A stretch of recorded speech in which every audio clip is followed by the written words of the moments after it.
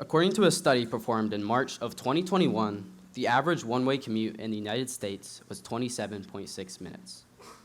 Through public transportation such as a bus, the average commute was 46.6 minutes. Combined with commute time back home, those minutes add up to hours, days, weeks, and even years you cannot get back. All of that time spent in a car for what? Unproductive, inefficient work that produces limited results? But what if you could change that? Not only could you get back that precious time, you would be getting an early start on a productive day. Hybrid work policies are a cure to this. Some of you may be wondering how long hybrid work has been around. Working from home or a remote location is something that has been around since the early 2000s. This was when the internet became good enough to be reliably used at home. A common setup would look like a desk with a simple electrical outlet that had access to an Ethernet cable. For most people, hybrid work became an option. Shortly after this new type of work was introduced, Wi-Fi became prevalent. Now workers were no longer tethered to a desk, and while there are still some physical barriers, it was a step in the right direction. None of us students remember when the first iPhone came out in 2007. However, parents, you probably recall when Apple produced that chunky little device with a height of barely 4.5 inches. But it was that small device that catalyzed working in a hybrid environment for years to come. In 2010, the first iPad was released, further benefiting hybrid employees. But not until 2020 was hybrid work given a full assessment and consideration. Since the COVID lockdowns, it has become obvious that hybrid work is here to stay. However, hybridity is something that can only flourish in the correct environment where things are stable, proper communication is prevalent, distractions are minimalized, and employees are kept focused. In fact, many companies choose not to use hybrid work because they believe it will not benefit their company and bring forth efficient results. On the other hand, many companies do believe that hybrid work will produce effective outcomes. Either way, the decision rests in the leadership of the specific corporation to make a choice that will lead towards the most rewarding path. Let's start by defining hybrid work. Hybrid work is working in the office coupled with working from home throughout the month. A lot of people get hybrid work and remote work confused. Throughout my speech, I'll use the standalone word remote to signify working away from the physical office space. However, when talking about remote work, it can be used as a general umbrella word for different kinds of hybrid work. So why is hybrid work important? Why should we care, and why does it matter? Well, hybrid work is important because it produces efficiency and increases employee satisfaction. Think about you, the future employee, a marketing analyst, a product manager, an accountant, whatever it is you want to be. You aren't there yet, but very soon, one day you will be. Going into work every day is manageable, yes. However, it can be draining, tiresome, and lead to unfocused, inefficient work. This in turn leads to your company producing results below par. However, with a hybrid work policy implemented, companies can reduce inefficiency and replace it with productive work that leads to the overall betterment of employees like you, along with a better product. No longer do you face unnecessary fatigue, stress, laziness, and unfocused work. This is why hybrid work matters.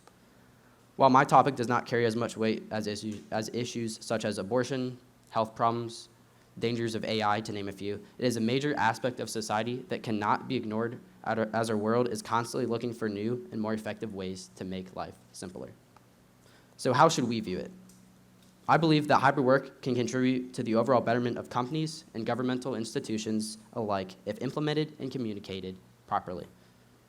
Hybrid work functions in most realms of business. However, it is obvious that required on-site work such as construction, warehouse shipping, and lots of other non-desk jobs are not capable of using it. Those who can, though, big companies and small companies alike, have transitioned towards hybrid work. But is it for you? So far, we have talked about where hybrid work came from and why it is important. Let's transition into why hybrid work is beneficial and a valid model that more companies should utilize. I will show that it increases productivity and efficiency, contributes to higher levels of employee satisfaction, and flourishes as a benefit, not an entitlement. The hybrid work policy is helpful when it comes to categories of employees because it increases productivity and efficiency. The first of which is particularly useful when companies demand their workers to produce results within a limited amount of time. In a scientific study conducted this past year, a group of professors and scientists tested the employee satisfaction of work from home in a hybrid-based policy. Employees were ranked on a 7-point scale for their performance levels by their managers. The categories that were observed included their ability to perform work assigned to them appropriately, their job cooperation, job knowledge, creativity, and productivity. The study was conducted with 3 different models of hybrid work, the first of which is high intensity. This means employees in the study work remotely for 20 days on average. The second model was intermediate intensity, where employees work remotely 12 days. And finally, the last model was low intensity. In this case, employees work remotely for 8 days or less. The professors found that the intermediate model contributed to the most productive work as it allowed employees to be more creative and produce novel work. Out of the 7-point ranking system, the average level performance rating was 5.16, which ranks positively high on the scale. This concludes that hybrid work is productive directly stemming from the manager's assessment of the employees. This is important because it demonstrates workers can function effectively in a hybrid environment and continue to maintain results that further the advancement of the company as a whole and contribute to more benefits for employees. Hybrid work, when it is boiled down, is allowing one's employees to play to their strengths. This may look different for all kinds of workers. For example, some may function better in a quiet environment instead of a loud, tight, energetic workspace. Differently, others may need that closeness with coworkers, allowing for productive and positive results. Instead of picking one or the other, hybrid work seeks to find the best fit with the most effective work for each and every worker. A second coexisting aspect of hybrid work models is that they increase efficiency. This goes hand in hand with productivity, however, it focuses more on the company as a whole alongside some individual benefits. According to the Forbes Advisor, employees can save $11,000 per employee by switching to a hybrid work model. Hybrid work increases productivity by allowing employers to manage their resources appropriately. This includes reducing costs of in-office upkeep and instead channeling those expenses toward just more rewarding tasks.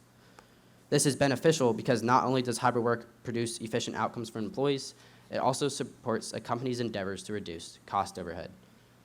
An example of this is seen with Patrick Inglesby, a chief financial officer at iTrip whom I had the opportunity to interview. Without having to provide a desk and other physical office needs, Inglesby is able to use the money saved by hybrid work and instead focus on the improvement of his employees. Let's look into a second reason why hybrid work policies are helpful. It is because they contribute to higher levels of employee satisfaction. The overarching reason is because of employee flexibility. When referring to flexibility among hybrid workers, categories like commute time, distractions, and creativity pop up. To begin with, commute time, the time it takes for an employee to travel from the residence to and from the office. I began my speech giving a few statistics about how much time is wasted during a commute. A few years ago, the United States Census Bureau conducted a test concerning commute time for the average employee. They found that through personal transportation, it could take up to 27.6 minutes to get from the home to the office. Additionally, using public transportation in a larger city such as a bus or a train, it could take up to 46.6 minutes. So not only can commute time be a waste, it can also be inefficient. Obviously, with hybrid work, you will be commuting to the office about half the time. But here is why you should take advantage of when you work from home. According to INC, it has been significantly proven that you're more cognitive and more able to make good decisions within the first few hours after you wake up. Not only are there mental benefits, but as Christians, we can live responsibly in accordance with God's word and utilize the focus we have in the morning to glorify him. Ephesians 5:15-16 says, "Look carefully then how you walk, not as unwise, but as wise, making the best use of time because the days are evil." By getting an early start in your day, you can apply this passage by optimally utilizing your brain power.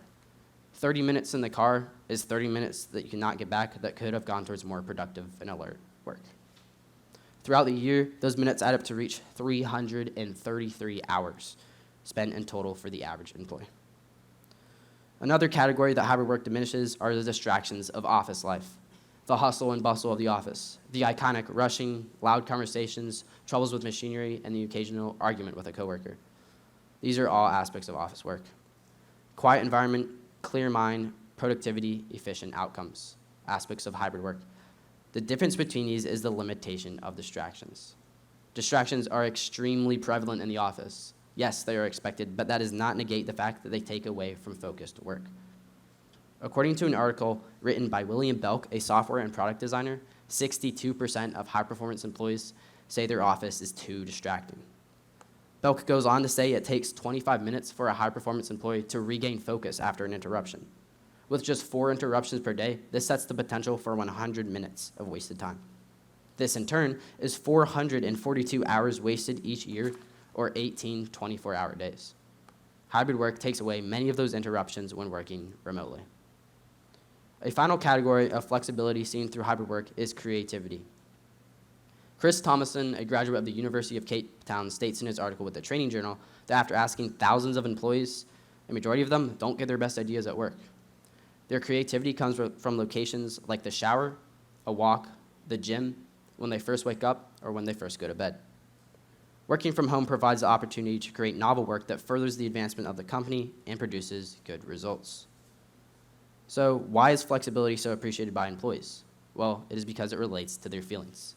Often, employees get overlooked when it comes to how a business functions, but without their contribution, the company would fail. That is why it is important to associate with them and to understand what they value and how to make their job go smoother. Most Christian employees are grateful for having a flexible schedule because it allows them to make time in the week to interact with family members, friends, neighbors, and even relatives, which is something that most people don't have time for with a constant in-office job. Hebrews 10:24-25 says, "And let us consider how to stir up one another to love and good works, not neglecting to meet, as is the habit of some, but encouraging one another, all the more as you see the day drawing near." God commands us to make time to spend with each other. This can look like going through a book, talking through our struggles, or simply spending quality time together. Whatever the case, the flexible schedule of hybrid work allows employees to prioritize their relationships with others and therefore honor God. A second way hybrid work contributes to higher levels of employee satisfaction is by decreasing feelings of isolation. Complete remote work, working entirely from home, is known for being a contributing factor to the emotion of isolation. Without having these important face-to-face interactions with coworkers, it can lead to one feeling depressed, lonely, and ultimately isolated. Hybrid work fixes that problem. It allows for all the benefits previously stated while negating the downside of never going into the office. According to a study performed by the American Staffing Association, 56% of respondents believe that working in a home has advantages. Bonnie Caffey, an employer brand supervisor at Paycom, points out that working in the office helps employees be engaged and connected. She goes on to state that it provides better communication and collaboration within the company. Working in the office also allows employees to be mentored as they learn the structure of a business and how to function with their coworkers. This is an important part of the hybrid work model, as it is the grounding factor bringing together work from home and bringing together work from the office. During the study about performance ratings referenced earlier, high-intensity policies that were tested produced results concluding that employees experienced feelings of isolation directly contributing to a lack of quality work. This is specifically important because it shows that high-intensity policies are unstable and cannot function without some consequences. That's why the intermediate hybrid work model is the sweet spot for all sorts of benefits without the unwanted negatives. So why should employees use hybrid work models? Because they allow for flexibility, establishing creative and novel work, and they decrease feelings of isolation. Now, there are some issues that need to be addressed when it comes to hybrid work. Most businesses allow their employees to schedule days they will be in the office and days they'll be working remotely. Additionally, what if an employee clocks in but doesn't even work the entire time? It seems like they get more authority than they deserve, right? That's why they typically have to attain a certain level of trust with their managers before they begin working in a hybrid sense. It must be stated that hybrid work is a benefit and not an entitlement. Companies are capable of implementing work hour trackers and apps for their employees. However, there will always be a good way to get around these, and at some point, the company will have to trust the employee. This is why, if used incorrectly, hybrid work gives employees unwarranted freedom. One way to combat this is to provide a checklist of tasks to get done throughout the day. If the employee fails to complete all of these, they are penalized. Contrary to that, if the employee successfully completes the assigned tasks, they are given some sort of praise, and if continued throughout the month or year, a possible reward. This ensures that the employee is proactively working on the obligations required of them, and when they are not, they understand that there will be negatives. According to a recent study conducted by Fishbowl across 7,300 employees, 49.2% of them do not understand their company's hybrid work plan. That's nearly 3,600 employees that were uncertain about the specifics of their company's work model. So what is lacking? Communication. Communication is a vital aspect of the hybrid work model, and without it, according to Gleb Trapirski, the founder of the Pro-Truth Pledge, companies will struggle to achieve the desired results and may even experience negative consequences. There can never be too much in communication. The time the employer spends in the beginning preparing and communicating the hybrid work policy to his team is time he will gain later on, instead of experiencing conflicts and setbacks. Now, some would suggest that working from home is not distraction-free. Unlike in-office work, the employee is without the influence of their coworkers and possibly surrounded by loud disruptions of home life. As many of you know, getting work done can be a little difficult. As homeschoolers, we see it firsthand. This is why the hybrid work model thrives in the proper environment and may have to be adjusted according to one's schedule. So this is where communication comes in. According to Chapersky, it is vital that an employee be in complete unison with their appropriate manager and work scheduler. This must include taking the time to identify days when working from the office will be more ideal than working from home. In the intermediate hybrid work model, employees get the luxury of going into the office the same amount of time that they're working from home. This solves the problem of limiting distractions remotely because employees can shape their schedule around when their home is quiet and proper for productive work. If there are constant distractions at home, the employee might choose to go to a more attractive environment, such as the library, a Panera, a coffee shop, really whatever is close and suits them best. Something that must be brought up is that some employees may not function well in a hybrid sense. That is completely okay. It is not for everyone, and there should never be a requirement that an entire company must use it. The most important goal is producing results, and that looks different for everyone. Moving forward, according to the Forbes Advisor, 53% of remote workers say it feels harder to connect with their coworkers. Furthermore, others would suggest that hybrid work takes away from the benefits of in-office work. Some of these benefits include interaction with coworkers, in-person meetings, and better collaborative work.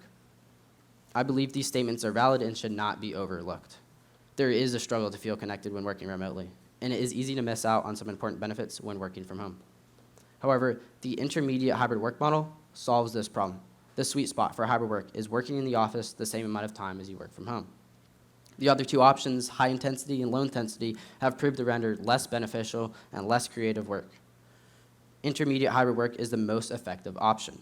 It gives the opportunity for employees to feel connected with one another, hold meetings discussing important tasks, and take part on many in-office benefits, while at the same time experiencing the ability to thrive in a focused remote environment, giving them increased flexibility. Hybrid work provides many benefits that can advance the production of a company as a whole and contribute to the enjoyment of work for employees.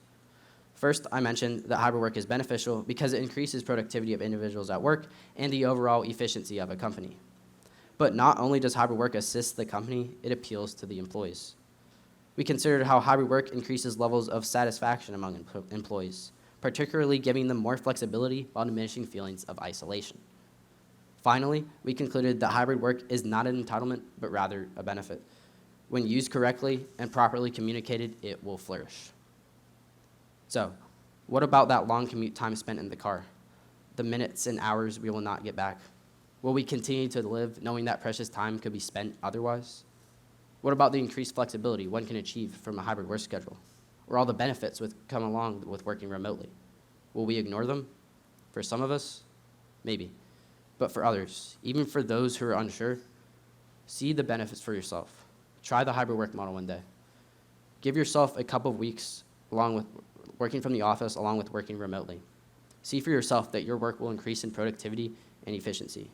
No longer will you feel fatigued, stressed, or waste time during your commute, but instead you can hit the ground running. Soon you will realize your overall satisfaction with your job will reach heights you had no idea it could. Thank you.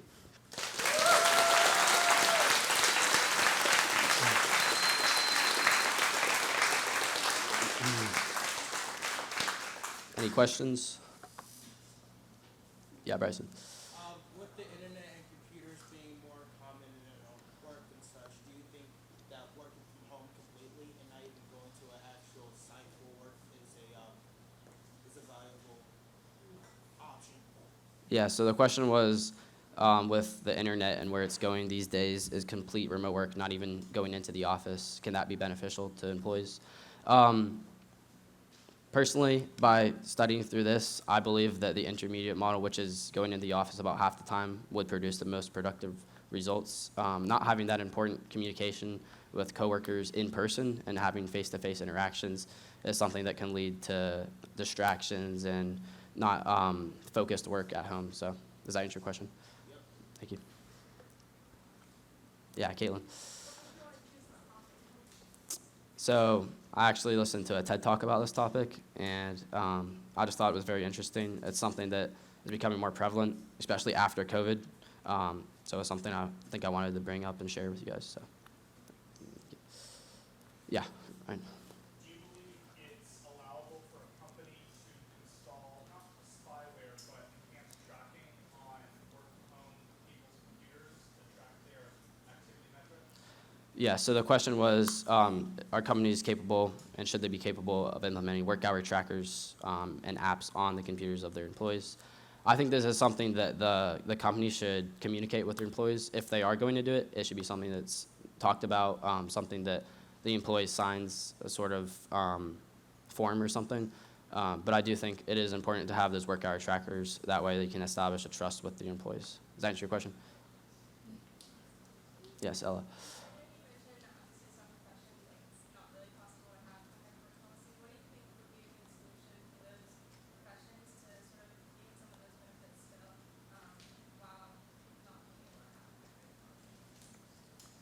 So the question was, what about the workers that don't have a hybrid work model? Are you asking like workers that are like on site work, hand work? Yeah.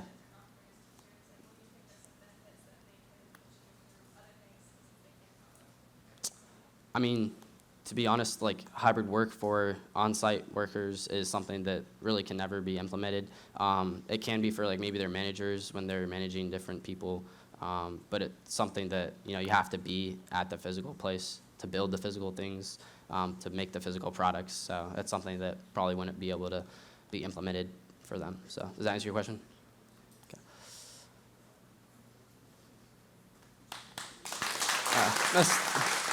Miss Downer.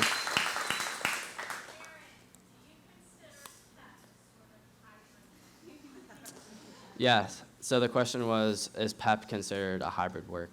In a sense, yes, it is. Obviously, it's schoolwork. It's not work in like a corporate company. But since we are at home about half the week and at home, and here about the other 2 days, I think it could be considered a hybrid policy. So yes. Does that answer your question? Okay. Thank you.